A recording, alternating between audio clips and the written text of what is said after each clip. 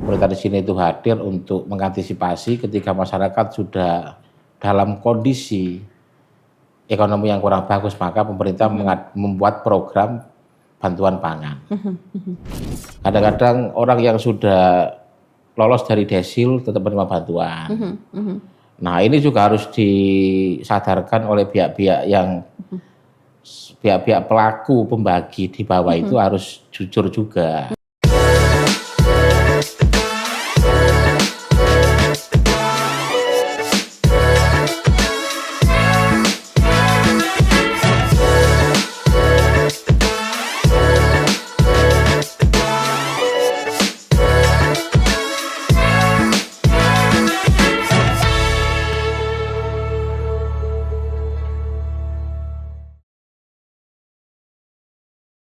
Assalamualaikum warahmatullahi wabarakatuh. Kembali di Ngode Ngobrol bareng Dewan. Kali ini saya Risa Ismaya yang menemani Anda di Ngobrol Dewan bareng anggota DPRD Provinsi Jawa Timur bersama dengan narasumber yang luar biasa tentunya. Temanya agak berat kali ini karena saya bertemu dengan Komisi C. Urusannya pasti urusan duit, urusan anggaran gitu ya. Kali ini ketemunya lagi semangatnya saya bertemu dengan beliau karena beberapa waktu yang lalu kita juga sudah sempat ketemu begitu. Kesibukannya agak padat, baru bisa bertemu lagi kali ini. Tema apa yang saya hadirkan terkait dengan strategi DPRD Provinsi Jawa Timur untuk mendorong bantuan pangan tepat sasaran. Itu tema kita hari ini. Bersama beliau luar biasa ada Bapak Salim Azhar dari DPRD Provinsi Jawa Timur Komisi C Dapil 10 Jombang Mojokerto. Assalamualaikum Cak Salim. Waalaikumsalam Mbak. Ya, sehat hari ini? Sehat-sehat. Ya, hari ini ketemu lagi ngobrolnya temanya agak berat sedikit ya. Bantuan pangan tepat sasaran seperti itu. Tapi sebelum kita ngobrol temanya, saya pengen tahu nih kalau Cak Salim sendiri biasanya pagi kalau kemarin-kemarin kan kalau untuk olahraga belum sempat lah walaupun di rumah ada treadmill gitu ya. Tapi hobinya Cak Salim yang belum banyak orang tahu itu apa? Hobi? Apa tuh, baca buku atau hobinya jalan-jalan atau apa? Ketawanya orang sibuk itu kalau dikasih pertanyaan kayak gini gitu ya, responnya jalan-jalan, mana kita sempat gitu ya. Gimana Cak Salim? Apa hobinya yang sampai sekarang ini mungkin masih sepak bola? Sepak bola masih tetap kadang-kadang dilakukan. Itu yang belum tercapai. Malah itu dulu, yang belum tercapai. Iya, dulu pas kecil itu kan saya suka lihat bola. Punya cita-cita jadi pemain bola. Ya. Berarti kalau misalkan nih Cak Salim, karena saya gendut, akhirnya terus nggak jadi. Oh gitu ya. Kalau kita nggak melihat Cak Salim di Indrapura, berarti bisa jadi Cak Salim seorang pemain sepak bola? Ya, mungkin itu terjadi gitu ya. Itu kalau kurus Mbak, kalau gitu kurus. Ya. Itu kan bisa berproses. Kalau misalkan udah niat jadi atlet gitu pasti ada usaha gitu kan. Ya. Betul. Tapi kalau untuk makanan favorit apa nih? Makanan favorit? Soto atau rawon? Rawon.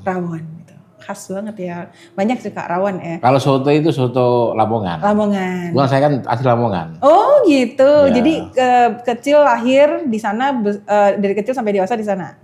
Kecil di Lamongan, terus pernah di Tuban itu kurang lebih 6 tahun. Setelah di Tuban terus di Surabaya 10 tahun, di Jakarta 9 tahun, sekarang ke Surabaya lagi. Ya, balik gitu ya ke sini. Terus saya itu dari kecil sudah merantau. Anak perantauan ya. Iya, anak lulus rantau. MI langsung ke Tuban, di Pondok Tuban, terus sampai 5 tahun, 1 tahunnya itu di Sunan Derajat, terus di Tuban, terus di Surabaya 10 tahun, terus balik ke Jakarta, sekarang balik lagi ke Surabaya. Keren ya, jadi mubeng gitu. Di beberapa tempat di Jawa sudah pernah disinggahi semuanya. Tapi yang sekarang ini paling sering dilakukan ketika jenuh dengan kegiatan konstituen apa? Kegiatan konstituen. Yang paling sering dilakukan? Kegiatan pertemuan dengan tim itu hampir setiap bulan sekali. Kita ngumpulkan 145 orang.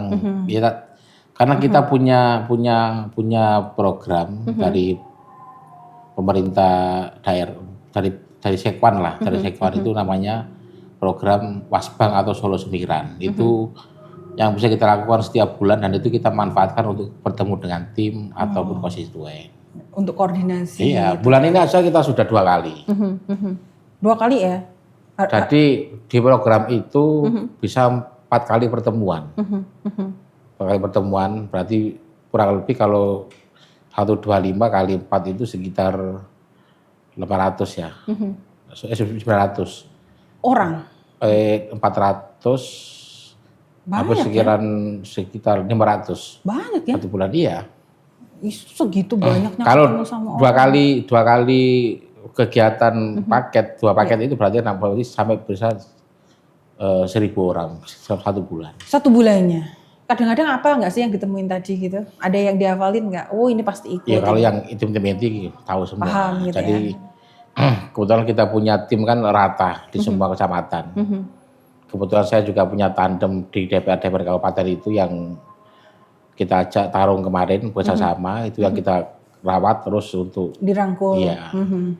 Biar gak terkesan habis menang terus lupa gitu loh. Oke. Nah kita punya instrumen itu yang kita pakai untuk merawat mereka. Sinergi nanti ya, kolaborasi.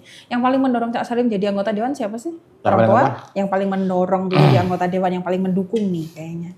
Mendukung. Kira-kira nih orang tua pasti? Atau orang tidak? Tua mendoakan. Mendoakan, oke. Mendoakan itu pasti. Ya punya peran penting nih, harus jadi anggota dewan nih gitu. Ada yang sebenarnya itu sudah cari cita-cita. Keinginan pribadi berarti. Keinginan pribadi, karena di partai itu merasa belum puas kalau belum masuk di level DPR, baik kabupaten, provinsi ataupun yang di RI. Jadi ada pasti semua politisi itu pasti arahnya ke sana semua. Cuman dalam peta demokrasi itu kan ya nggak semua orang bisa terpilih, tetap ikut kontestasi, ikut bertarung. Nah soal menang kalah itu kan urusan hasil akhir. Tapi kita di partai itu pasti akan didorong untuk selalu ikut membantu mencari suara untuk partai. Cak Salim kan kalau ngobrol dengan kita ya itu paling jujur, menyampaikan kayak kemarin itu ya, kalau misalkan kegiatan nggak ada hasilnya ya jangan dilanjutkan kegiatannya. Nah kalau menurut Cak Salim boleh jujur nggak nih kalau misalkan hal yang paling membosankan ketika jadi anggota dewan itu apa? Saya pengen tahu nih. Hal yang paling membosankan. Mungkin ada beberapa rutinitas yang memang disukai. Kadang-kadang jenuh, Pak. Oh jenuh. Karena sama rutinitasnya. Iya, kadang-kadang juga jenuh, kadang juga enggak. Iya, kalau kunjungan yang agak jauh itu kadang-kadang kita juga agak jenuh. Akhirnya kita kadang-kadang enggak ikut. Jadi enggak semuanya terus DPR itu enak semua itu belum tentu. Karena tetap ada mood-moodan kadang-kadang ya, ketika moodnya baik ya akan dilakukan. Kadang ada bosennya juga gitu ya. Oh ternyata anggota dewan juga seperti itu kadang-kadang. Ya itu manusiawi lah, kita kadang-kadang kalau rutinitasnya tiap hari tetap sama gitu ya. Itu pasti jenuh, butuh refreshing. Nah paling suka pantai atau gunung? Aku gunung, karena aku anak pantai kan. Oh iya. Karena pantai saya suka gunung, tempat untuk tenangkan diri itu kan di gunung, cari inspirasi dingin itu kan enak gitu. Kalau laut enggak sama sekali ya. Enggak ya. Karena rumah saya di laut yang sejak kecil itu. Tiap hari tahu lah laut ya. Saya gitu sudah melangkah kaki ini sudah laut. Jadi ngademnya ke gunung. Iya. Oke, luar biasa. Kita ademkan beliau dengan tema agak berat. Kayaknya hari ini temanya memang agak berat ya, terkait dengan bantuan tepat sasaran. Pengen tahu nih dari pendapatnya beliau. Kita tahu ketahanan pangan penting ya untuk kegiatan atau mungkin kepentingan masyarakat sekarang ini. Di tengah situasi, Cak Salim tahu sendiri, kita situasi global jadi sedang tidak baik-baik saja. Mungkin dengan adanya situasi yang tidak menentu dan tidak baik-baik saja punya pengaruhnya kepada masyarakat, terutama untuk ketahanan pangan juga. Nah tadi tema kita adalah strategi DPRD Provinsi Jawa Timur untuk bantuan tepat sasaran itu. Bagaimana mendorong bantuan tepat sasaran gitu ya. Yang pertanyaan pengen saya tanyakan ini adalah terkait dengan mengapa program bahan pangan tadi menjadi penting untuk masyarakat Jawa Timur saat ini. Ya kalau itu kita sama-sama tahu lah Pak. Diakui ataupun tidak memang kondisi ekonomi kita hari ini kan emang kurang bagus. Betul. Kurang bagus. Itu kita harus mengakui itu. Artinya karena kondisi ekonomi itu kurang bagus sehingga daya jual beli masyarakat juga agak lemah. Pertumbuhan ekonomi juga agak lambat. Lesu ya. Lesu, apalagi rupiah yang sering tertekan dolar itu juga menjadi faktor juga kan. Nah, pemerintah di sini itu hadir. Pemerintah di sini itu hadir untuk mengantisipasi ketika masyarakat sudah dalam kondisi ekonomi yang kurang bagus, maka pemerintah membuat program bantuan pangan. Ada yang bentuknya beras, ada yang beras sama minyak, ada sama gula, macam-macam lah. Nah, program itu dalam rangka untuk memberikan ke masyarakat supaya bisa bertahan. Ya kita tahu bahwa di data kita itu kan ada desil 1 sampai 4 kan. Betul, betul. Itu yang menurut saya yang menjadi prioritas pemerintah dalam hal memberikan bantuan pangan. Apalagi ya desil 1 itu yang sudah kategori sangat miskin kan juga kasihan. Betul. Nah, pemerintah hadir memberikan bantuan pangan kepada masyarakat, tentunya tidak mungkin langsung diberikan kan. Artinya pemerintah pusat ataupun pemerintah daerah ataupun kabupaten yang punya program ketahanan pangan itu pasti butuh stakeholder atau butuh tim. Mitra. Butuh tim atau mitra dalam hal penyaluran bantuan tersebut ke masyarakat. Nah, selama ini ada beberapa bantuan itu yang gak sampai kepada pihak-pihak terkait. Itu yang terjadi. Nah, itu yang terjadi kan. Ada juga yang nyampe. Ya mungkin antara nyampe sama tidaknya itu lebih dominannya nyampe lah. Tapi kan harapan kita itu pasti semuanya total itu nyampe ke masyarakat yang berkaitan. Nah, ketika banyak ada berita atau ada orang yang mengeluh, saya sudah masuk desil 1 gak menerima bantuan itu. Nah, ini menjadi PR kita. Bagaimana kita itu benar-benar memonitoring bantuan itu supaya benar-benar nyampe ke orang yang benar-benar membutuhkan itu. Kalau begitu sebenarnya fungsi atau tujuan utama dari program bantuan itu sendiri apa sih? Ya sebenarnya selain untuk meringankan bebannya dari masyarakat itu sendiri? Ya buat stok survive gitu ya. Iya, bisa bertahan. Makanya kan tadi saya menyebutkan ada desil 1, 2, 3, 4. Nah, 1 ini kan yang paling sangat miskin kan. Betul. Artinya belum tentu mereka itu besok buat beli beras itu punya. Belum tentu mereka besok buat beli minyak itu punya. Makanya pemerintah hadir di sini dalam rangka untuk memberikan bantuan itu supaya mereka bisa bertahan. Bisa bertahan, paling tidak bisa buat makan dan lain-lain lah itu. Iya. Resiko kerawanan kekurangan pangan lah ya. Itu di beberapa tempat mungkin saja yang di daerah terpencil yang tidak terjangkau mungkin saja. Tapi pemerintah serius saya melihatnya itu dari tahun kemarin. Perkembangannya seperti itu sekarang. Dari tahun 2025 kemarin itu saya lihat program di September, Oktober itu kan selalu meningkat. Yang Novembernya itu saya lupa datanya ya berapa, terus nanti ditingkatkan tambah apa lagi itu selalu meningkat. Ya itu juga karena faktor ekonomi kita lagi memang kurang bagus. Tapi kalau dari Komisi C sendiri melihatnya ada peningkatan dari usaha pemerintah untuk bantuan kepada masyarakat di tengah kita efisiensi anggaran ya Cak Salim ya. Kan itu nanti anggarannya ditarik ke sana. Jadi salah satu efisiensi itu anggarannya juga dibuat untuk itu. Untuk bantuan pangan. Untuk bantuan pangan. Oke. Jadi berarti kalau dilaksanakan secara kontinu pastinya akan dilaksanakan rutin begitu ya. Pasti punya tantangan nih Cak Salim. Tantangan utama apa sih kalau untuk memberikan bantuan pangan itu? Kita itu kadang-kadang terjebak dalam urusan data. Data. Itu harus diakui. Kadang-kadang Dukcapil ada data sendiri, terus Dinsos ada data sendiri. Nanti PPS ya? PPS juga ada sendiri, makanya kan ada isu wacana dijadikan data 1 sen itu untuk mengakomodir semua ini kan itu sangat bagus. Terintegrasi di satu gitu ya. Satu itu kan bagus kan. Nah ini seringkali ini yang membuat kita bingung. Kita menyalurkan bantuan sebelah sini pakai data PPS, sebelah sini kita pakai data Dinsos. Nggak sama. Nah, kadang-kadang ini nggak sama. Nggak sinkron ya. Nah itu yang menjadi faktor kita selama ini dalam hal keributan atau ketidaksesuaian bantuan itu nyampe ke masyarakat itu faktor ini. Makanya saya setuju ketika ada yang mendorong datanya jadi satu, data induk dalam hal kemiskinan dan lain-lain itu. Banyakan tuh masyarakat kalau terkait dengan bantuan tuh menyampaikannya, mungkin ini nanti juga jadi salah satu tantangan dari pemerintah juga ya. Cak Salim ya, terkait dengan bantuannya tuh untuk nggak datang tepat waktu gitu loh. Kadang-kadang yang banyak dikeluhkan, iya nggak sih? Itu juga kadang-kadang terjadi. Ada yang menyampaikan seperti itu. Kadang-kadang kelamaan. Targetnya itu hari Minggu, nyampainya bisa minggu depan. Itu pasti terjadi kan, karena mungkin faktor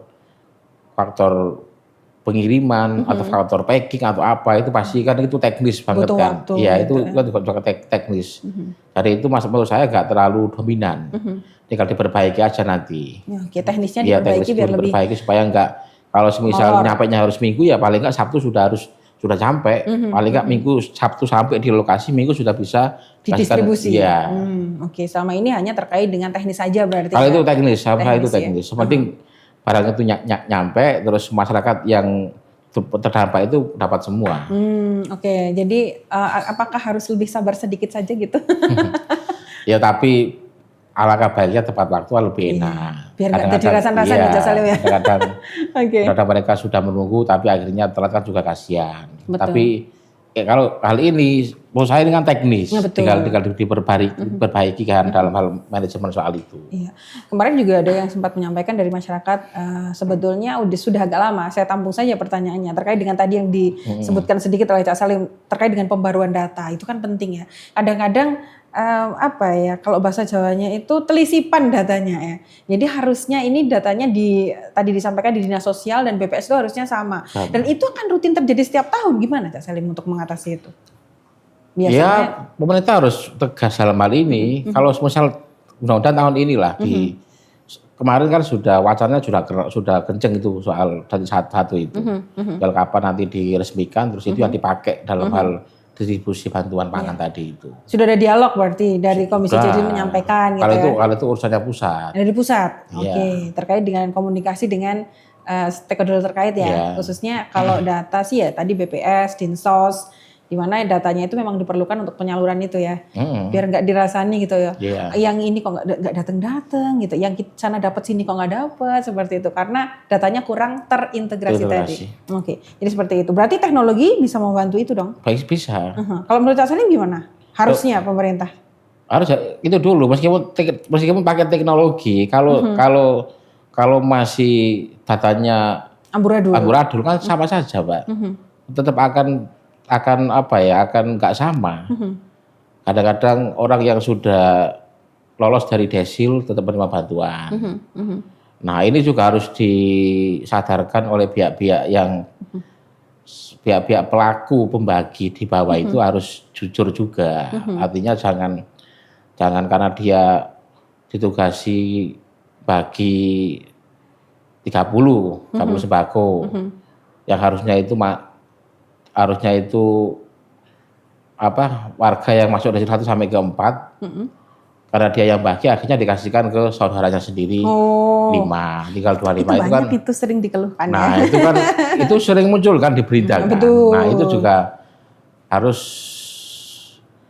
yang bertugas ngasih itu harus benar-benar paham dan sadar bahwa ini kalau bukan haknya dia jangan diude-ude. Iya, ya itu kasihan nanti kan orang yang sudah harusnya menerima akhirnya nggak jadi menerima. Oke, kalau terkait dengan teknologi tadi sebenarnya adanya teknologi itu bisa juga untuk apa ya, membuat pendataan itu semakin solid gitu loh. Maksudnya untuk data biar cepat masyarakat tahu nih ketepatan sasaran seperti apa, itu teknologi menurut Cak Salim penting nggak dilakukan? Penting. Jadi misalkan nih data di sini terintegrasi nih ya, oh di sana sudah dapat, berarti kita sasarannya di sebelah sini seperti itu untuk kecanggihan teknologi. Kalau menurut Cak Salim gimana? Bisa itu, bisa. Tinggal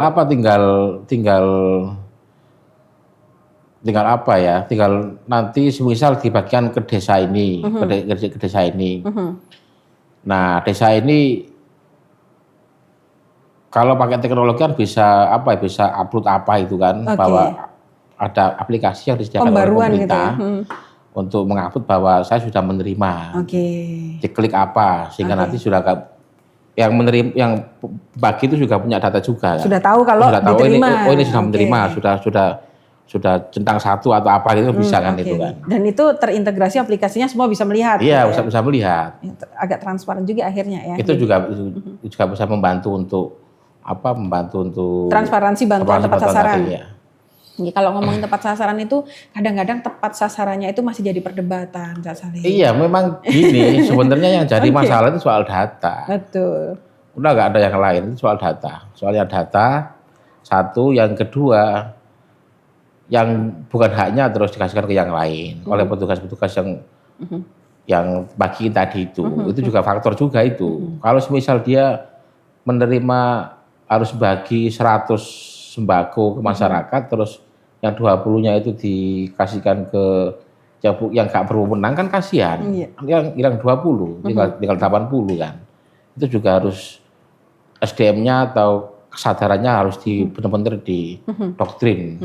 Kalau pemerintah daerah sendiri berarti punya peran penting untuk nanti bagaimana memastikan bantuan itu sangat tepat sasaran begitu ya? Iya, itu tugasnya pemerintah daerah, Pak.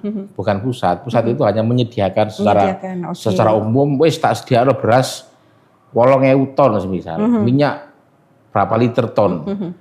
Nah, tadi tinggal di packing terus dikasihkan ke masing-masing daerah. Nah, di sini kan yang bertugas sudah bukan pemerintah pusat. Pemerintah daerah yang bertugas kan. Kalau dilewatkan dinsos berarti dinsos yang bertugas. Dinsos gitu ya. Kalau untuk pengawasan terhadap program bantuan pangan itu sangat diperlukan berarti ya. Khususnya kalau pengawasan kan banyak yang melakukan, termasuk Komisi C juga fungsinya untuk mengawasi itu semua. Begitu, Cak Salim? Iya, sebetulnya bukan hanya DPR sih menurut saya, tapi harus ada satgas khusus dalam hal penanganan itu. Karena kalau DPR meskipun fungsinya pengawasan, tapi nanti cara ngawasinnya gitu loh, kan tetap harus ada satgas yang dibentuk untuk mengawasi bantuan tadi. Itu ada wacana ke situ? Sudah? Nanti kita wacanakan. Oke, berarti muncul ya wacana untuk satgas bagaimana bantuan itu jadi disampaikan tepat sasaran. Iya, tapi sebenarnya kalaupun nggak pakai itu pun bisa. Bisa. Tinggal anggota DPR kabupaten atau provinsi nanti kita manggil ke pihak-pihak terkait untuk nanya progres, terus kira-kira datanya mana sih, itu juga bisa. Tapi untuk secara teknis itu menurut saya butuh ada lembaga atau sayap apalah nanya atau badan yang dalam hal nanti untuk dalam melakukan kontrol itu. Kontrol itu. Berarti sebenarnya tidak hanya DPR, tidak hanya pemerintah, masyarakat juga punya peran penting ya untuk fungsi pengawasan sendiri biar yang namanya bantuan itu bisa transparan gitu loh nyampainya, Cak Salim. Itu selama ini yang masyarakat juga punya tugas untuk itu.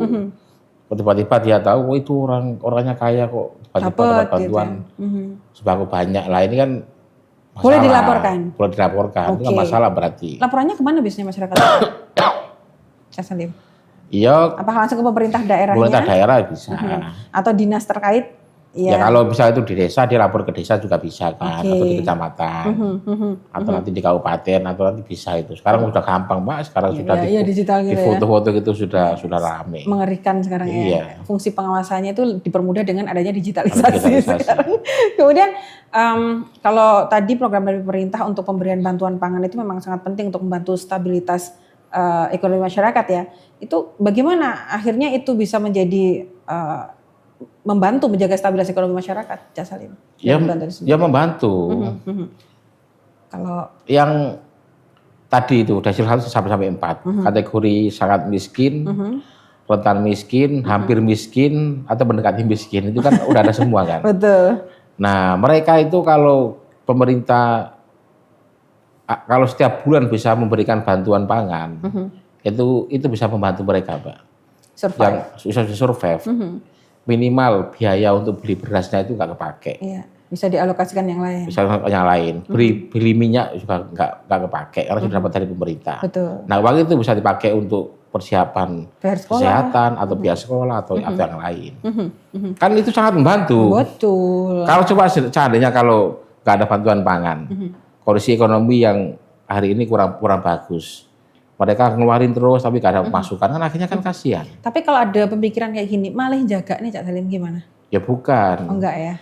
Loh kalau pemerintah itu kan juga melihat situasi, Mbak. Oke. Kalau memang kondisinya itu kredit, pasti itu akan dikasih tiap bulan.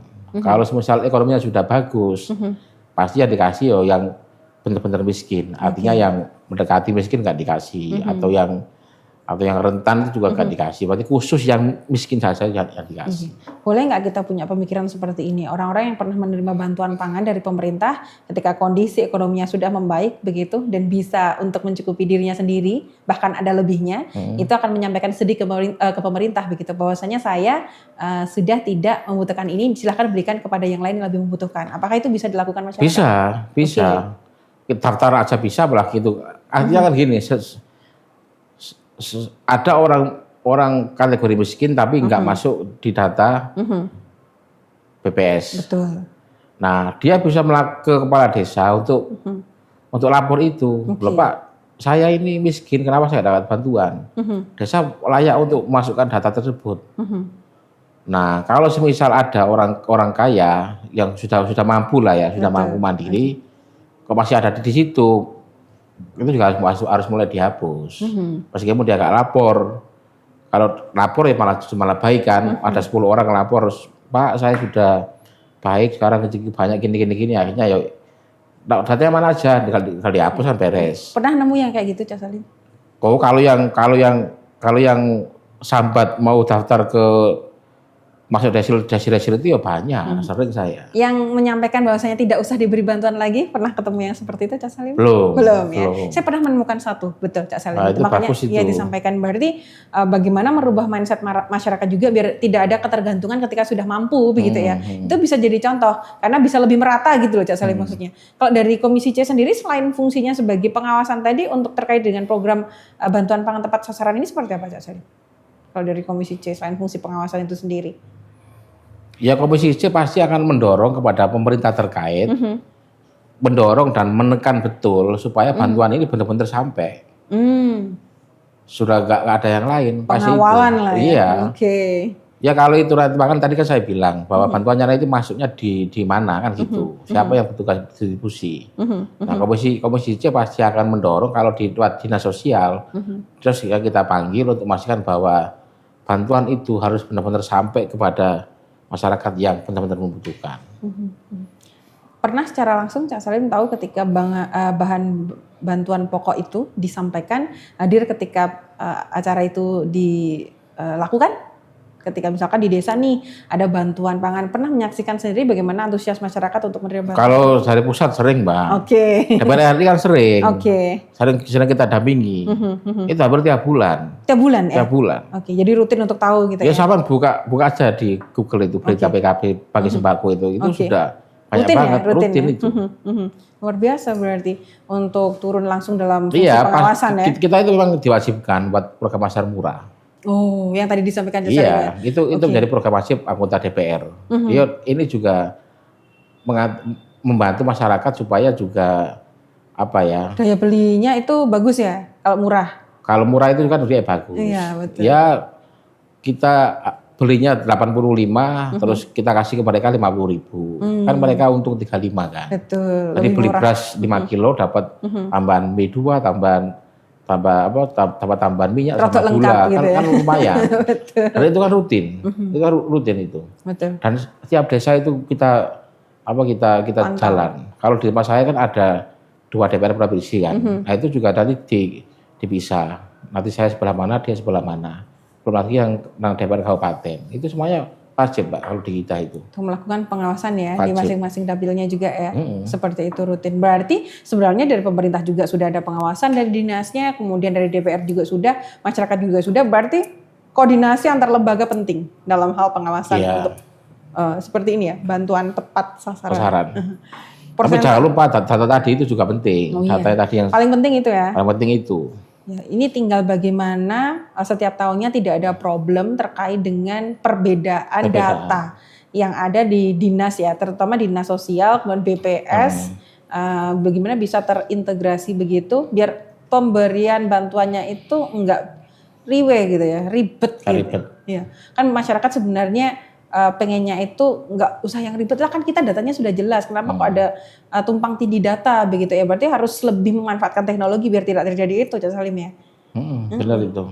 Keluhannya sebenarnya hanya itu saja, data. Iya, data. Datanya harus akurat. Oke. Yang selama ini dikeluhkan masyarakat kuncinya ya dari data. Tapi sudah disampaikan dan itu sudah ada gerakan, bukan gerakan ya, udah ada tindakan nggak sih dari BPS mungkin, dari dinas sosial untuk menyatukan data? Sudah ada. Progresnya? Nah ini tinggal nanti kapan itu di finalisasi. Kemarin sering pertemuan Menko sama menteri ini untuk disampaikan data gitu ya. Dan itu tentunya masih jadi PR. Karena setiap tahun masih ada polemik terkait dengan bantuan yang tumpang tindih tadi ya. Ada yang sudah menerima, ada yang belum, ada yang masih miskin tapi belum menerima, ada yang kaya menerima, dan itu pasti karena terkait data juga. Jadi semoga untuk untuk pemerintah bersama dengan DPR membuat data itu terintegrasi. Semoga cepat terlaksana. Cepat terlaksana. Biar enggak protesnya itu ada aja terkait dengan itu sudah menjadi harapan banyak orang. Betul. Okay. Kita juga sadar itu. Gitu. Itu masuk harapan dari Cak Salim juga ya dari DPR ya. Memang harus begitu, harus jadi satu.